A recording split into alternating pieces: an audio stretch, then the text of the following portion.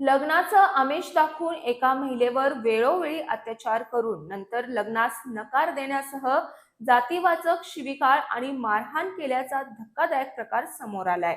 या प्रकरणी गोकुळ शिरगाव पोलीस ठाण्यात ट्रक चालक निलेश संजय चोपडे वय वर्ष 35 राहणार तामगाव याच्या विरुद्ध गुन्हा दाखल करण्यात आलाय। फिर्यादी महिला एका हॉस्पिटलमध्ये कामाला आहे। आरोपी निलेश यानं त्याची आजी आजारी असल्याचं सांगून महिलेशी ओळख वाढवली होती। दोघेही पूर्वी एकाच परिसरात राहत असल्यानं त्यांची एकमेकांशी ओळख होती। आजीच्या आजारपणाचं कारण देऊन आरोपीनं महिलेला तामगाव इथल्या घरी नेलं। तिथं तिच्या इच्छेविरुद्ध शारीरिक संबंध प्रस्थापित केलं असं फिर्यादीनं तक्रारीमध्ये नमूद केलंय। या प्रकाराबाबत पोलिसात तक्रार करू नये यासाठी आरोपीनं महिलेला तुझ्याशी लग्न करतो असं आश्वासन दिलं। या आमिषापोटी त्यानं वेळोवेळी महिलेचा गैरफायदा घेतला।